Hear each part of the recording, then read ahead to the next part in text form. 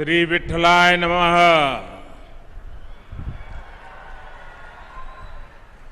नमो सद्गुरु तुक्या ज्ञान दीपा। नमो सद्गुरु सच्चिदानंद रूपा। नमो सद्गुरु भक्त कल्याण मूर्ति। नमो सद्गुरु भास्करा पूर्ण कीर्ति। मस्तक है पायावरी या वारकरी संताच्या।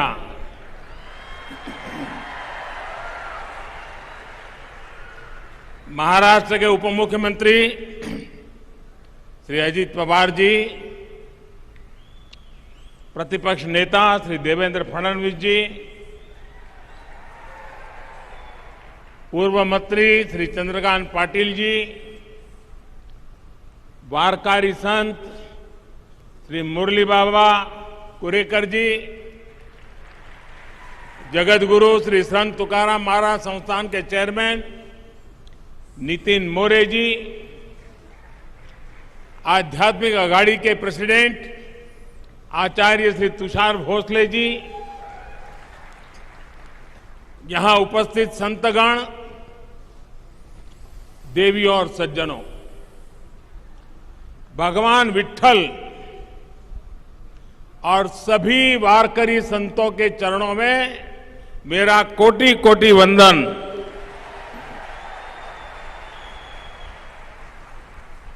हमारे शास्त्रों में कहा गया है कि मनुष्य जन्म में सबसे दुर्लभ संतों का सत्संग है।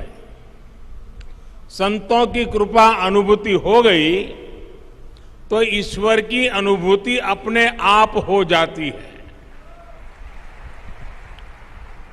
आज देहू की इस पवित्र तीर्थ भूमि पर मुझे यहां आने का सौभाग्य मिला और मैं भी यहां वही अनुभूति कर रहा हूं। देहू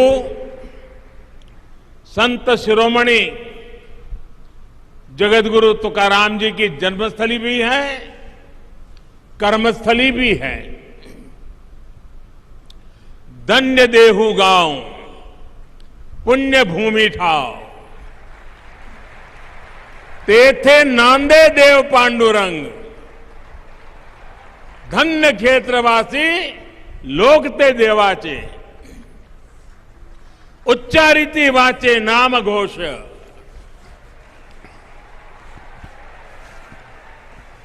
देहू में भगवान पांडुरंग का नित्य निवास भी है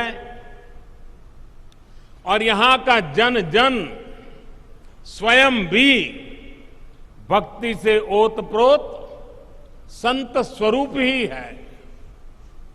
इसी भाव से मैं देहू के सभी नागरिकों को, मेरी माताओं बहनों को आदरपूर्वक नमन करता हूं। अभी कुछ महीने पहले ही मुझे पालकी मार्ग में 2 राष्ट्रीय राजमार्ग को 4 लेन करने के लिए शिलान्यास का अवसर मिला था। श्री संत ज्ञानेश्वर महाराज पालकी मार्ग का निर्माण 5 चरणों में होगा और संत तुकाराम महाराज पालकी मार्ग का निर्माण 3 चरणों में पूरा किया जाएगा।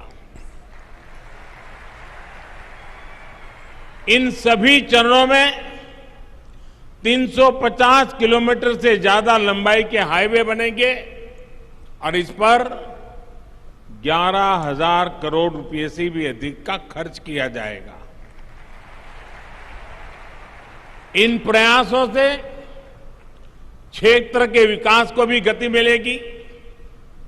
आज सौभाग्य से पवित्र शिला मंदिर के लोकार्पण के लिए मुझे देहू में आने का सौभाग्य मिला है। जिस शिला पर स्वयं संत तुकाराम जी ने 13 दिनों तक तपस्या की हो, जो शिला संत तुकाराम जी के बोध और वैराग्य की साक्षी बनी हो, मैं मानता हूं कि वो सिर्फ शिला नहीं, वो तो भक्ति और ज्ञान की आधारशिला स्वरूप है। देहू का शिला मंदिर न केवल भक्ति की शक्ति का एक केंद्र है, बल्कि भारत के सांस्कृतिक भविष्य को भी प्रशस्त करता है। इस पवित्र स्थान का पुनर्निर्माण करने के लिए मैं मंदिर न्यास और सभी भक्तों का हृदयपूर्वक अभिनंदन करता हूं, आभार व्यक्त करता हूं। जगतगुरु संत तुकाराम जी की गाथा कहा था, जिन्होंने संवर्धन किया था, उन संताजी महाराज जगडाणे जी, इनका स्थान सदुम्बरे भी पास में ही है। मैं उनको भी नमन करता हूं। साथियों, इस समय देश अपनी आजादी का अमृत महोत्सव मना रहा है। हमें गर्व है कि हम दुनिया की प्राचीनतम जीवित सभ्यताओं में से एक है। इसका श्रेय अगर किसी को जाता है तो भारत की संत परंपरा को है, भारत के ऋषियों मनीषियों को है। भारत शाश्वत है क्योंकि भारत संतों की धरती है। हर युग में हमारे यहां देश और समाज को दिशा देने के लिए कोई न कोई महान आत्मा अवतरित होती रही है। आज देश संत कबीरदास की जयंती मना रहा है। ये संत ज्ञानेश्वर महाराज, संत निवृत्तिनाथ महाराज, संत सोपन देव और बहन आदिशक्ति मुक्ताबाई जैसे संतों की समाधि का 725वां वर्ष भी है। ऐसी महान विभूतियों ने हमारी शाश्वतता को सुरक्षित रखकर भारत को गतिशील बनाए रखा। संत तुकाराम जी को तो संत बहिणाबाई ने संतों के मंदिर का कलश कहा है। उन्होंने कठिनाई और मुश्किलों से भरा जीवन जिया। अपने समय में उन्होंने अकाल जैसी परिस्थितियों का सामना किया। संसार में उन्होंने भूख देखी, भूखमरी देखी। दुख और पीड़ा के ऐसे चक्र में जब लोग उम्मीद छोड़ देते हैं, तब संत तुकाराम जी समाज ही नहीं बल्कि भविष्य के लिए भी आशा की किरण बनकर उभरे। उन्होंने अपने परिवार की संपत्ति को लोगों की सेवा में समर्पित कर दिया। ये शिला उनके उसी त्याग और वैराग्य की साक्षी है। साथियों, संत तुकाराम जी की दया, करुणा और सेवा का बोध उनके अभंगों के रूप में आज भी हमारे पास है। इन अभंगों ने हमारी पीढ़ियों को प्रेरणा दी है। जो भंग नहीं होता, जो समय के साथ शाश्वत और प्रासंगिक रहता है, वही तो अभंग होता है।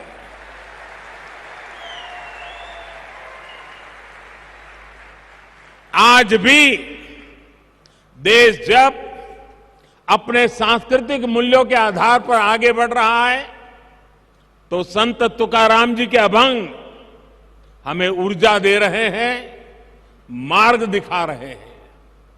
संत नामदेव, संत एकनाथ, संत सावता महाराज, संत नरहरि महाराज, संत सेना महाराज, संत गौरोबा काका, संत चोखा मेला, इनके प्राचीन अभंगों से हमें नित नई प्रेरणा मिलती है। आज यहां संत चोखा मेला और उनके परिवार द्वारा रचित सार्थ अभंग गाथा के विमोचन का भी मुझे सौभाग्य मिला है। इस सार्थ अभंग गाथा में इस संत परिवार की 500 से ज्यादा अभंग रचनाओं को आसान भाषा में अर्थ सहित बताया गया है। भाइयों और बहनों, संत तुकाराम जी कहते थे, ऊंच नीच काहि नेणे भगवंत, अर्थात समाज में ऊंच नीच का भेदभाव, मानव मानव के बीच फर्क करना, ये बहुत बड़ा पाप है। उनका ये उपदेश जितना जरूरी भगवत भक्ति के लिए है, उतना ही महत्वपूर्ण राष्ट्र भक्ति के लिए भी है, समाज भक्ति के लिए भी है। इसी संदेश के साथ हमारे वारकरी भाई बहन हर वर्ष पंढरपुर की यात्रा करते हैं। इसलिए आज देश सबका साथ, सबका विकास, सबका विश्वास, सबका प्रयास के मंत्र पर चल रहा है। सरकार की हर योजना का लाभ हर किसी को बिना भेदभाव मिल रहा है। वारकरी आंदोलन की भावनाओं को सशक्त करते हुए देश महिला सशक्तिकरण के लिए भी निरंतर प्रयास कर रहा है। पुरुषों के साथ उतनी ही ऊर्जा से वारी में चलने वाली हमारी बहनें पंडरी की वारी अवसरों की समानता का प्रतीक रही है। साथियों, संत तुकाराम जी कहते थे, जेका रंजले गांजले, जेका रंजले गांजले, त्यासी मणे जो आपुले, तोची साधु ओळखवा, देव तेथेची जानवा।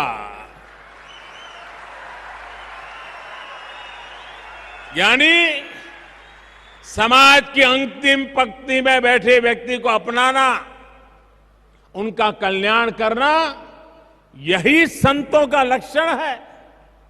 यही आज देश के लिए अंत्योदय का संकल्प है, जिसे लेकर देश आगे बढ़ रहा है। दलित, वंचित, पिछड़ा, आदिवासी, गरीब, मजदूर, इनका कल्याण आज देश की पहली प्राथमिकता है। भाइयों और बहनों, संत अपने आप में एक ऐसी ऊर्जा की तरह होते हैं जो भिन्न भिन्न स्थितियां, परिस्थितियों में समाज को गति देने के लिए सामने आते हैं।